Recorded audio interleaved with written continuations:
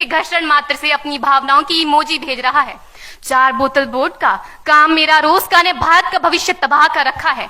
हम ना एक ऐसे समाज में जीते हैं जहां लड़कों से बात करता देख जो भाई हड़काते हैं, लड़कों से बात करता देख जो भाई हड़काते हैं, वही भाई अपनी गर्लफ्रेंड के किस्से घर में हंस हंस कर सुनाते हैं। और मैं बता दूं, महिला सुरक्षा के मामले में हम आज भी चौथे नंबर पर आते हैं। हम ना एक ऐसे समाज में जीते हैं जहां पत्थर की मूरत को लगते हैं 56 भोग और भूखे नंगे तड़पते सो जाते हैं लोग, भूखे नंगे तड़पते सो जाते हैं लोग। मजदूर को मजदूर समझिए, मजबूर नहीं। गरीब को काम दीजिए, दान नहीं। और अगर दान देने के इच्छुक हैं तो जीते जी रक्तदान दीजिए और मरने के बाद अंग दान देकर किसी मरते हुए को जीवन दान दीजिए। यही सच्ची देशभक्ति और यही सच्चा राष्ट्र प्रेम है। ना सरकार मेरी है ना रब मेरा है, ना सरकार मेरी है ना रब मेरा है, और ना ही ये बड़ा सा नाम मेरा है। बस इतनी सी बात का गुरूर है मुझे कि मैं भारत की हूं और ये भारत मेरा है और ये भारत मेरा है। परंतु एक वैचारिक बीमारी हमारे समाज में मुझे नजर आती है। कहा जाता है हम दुनिया के सबसे बड़े लोकतंत्र हैं, जहां हिंदू पैदा होते हैं, मुस्लिम, सिख और ईसाई भी पैदा होते हैं, लेकिन बदकिस्मती है अब इंसान पैदा नहीं होते। और मेरे विचारों में ना हिंदू की जरूरत है ना मुसलमान की जरूरत है। राष्ट्र निर्माण के लिए केवल अच्छे इंसान की जरूरत है, केवल अच्छे इंसान की जरूरत है। जरा सोच कर देखिए, ये पेड़ पौधे और शाखाएं भी परेशान हो जाएं अगर परिंदे भी हिंदू और मुसलमान हो जाएं।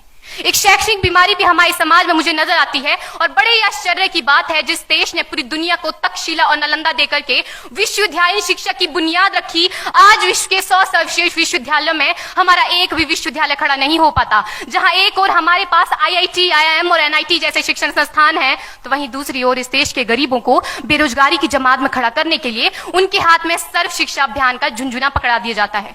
और मैं बता दूं, इस शैक्षणिक बीमारी का केवल एक कारण वो ये कि हमारे देश की शिक्षा नीति केवल 2 तरह के लोगों के लिए बनती है। पहले वो जो विद्वान हैं और दूसरे वो जो धनवान हैं।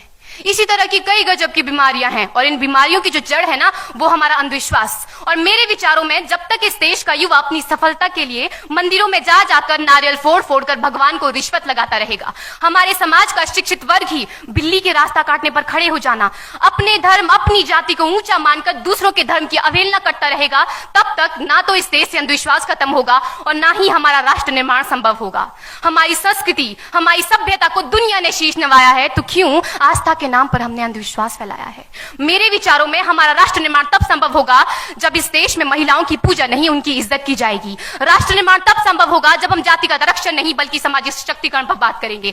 राष्ट्र निर्माण तब संभव होगा जब स्वच्छता अभियान में केवल सरकार नहीं बल्कि सड़क पर चलने वाला हर एक नागरिक हाथ बंटाएगा, स्वच्छ भारत स्वस्थ भारत को दिल से अपनाएगा। असल मायने में हमारा राष्ट्र निर्माण तब संभव होगा जब एक गरीब बच्चा मध्याह्न भोजन के नहीं बल्कि ज्ञान अर्जन के लिए सरकारी स्कूल की चौखट पर कदम रखेगा। और हमारा राष्ट्र निर्माण तब तक संभव नहीं होगा जब तक एक नागरिक नैतिक रूप से सटीन, चारित्रिक रूप से भ्रष्ट, मानसिक रूप से दिवालिया, धार्मिक रूप से अंधा, राजनीतिक रूप से गंदा, स्वैच्छिक मान मूल्यों के आंकड़ों में जिन्न शिन्न पैपंदमयी अखंड भारत को खंड खंड करता रहेगा। तब तक हमारा राष्ट्र निर्माण संभव नहीं होगा। बड़ी बड़ी बातें नहीं, छोटी छोटी कोशिशें करनी होगी, क्योंकि ठोकर हमें पहाड़ से नहीं पत्थरों से लगा करती है। I being an Indian, I being a student, I being a symbol daughter of this motherland feel proud to be an Indian। और मैं सैल्यूट करना चाहूंगी सरहद पर दिन रात हमारी रक्षा के लिए खड़े हर उस जवान को, इस देश की पुलिस, प्रशासन और किसान को, और इस देश के हर उस व्यक्ति को जो अपना काम पूरी ईमानदारी, पूरी मेहनत और पूरी लगन से करते हैं, जिनके बिना राष्ट्र निर्माण की कल्पना करना भी असंभव सा लगता है। और आज इस मंच पर पूरी जिम्मेदारी के साथ मैं भारत की बेटी ये कहती हूं कि हमारा राष्ट्र निर्माण तब संभव होगा जब हम सभी, मैं, आप, हम सब मिलकर प्रयास करेंगे, क्योंकि हमारे देश की जिम्मेदारी नहीं है हमें आगे ले जाने की, हमारी जिम्मेदारी है अपने देश को आगे ले जाने की, अपने राष्ट्र को आगे ले जाने की, अपने वतन को आगे ले जाने की। तो अंत में मैं बस यही कहना चाहूंगी, मेरा हिंदुस्तान महान था, महान है, महान रहेगा।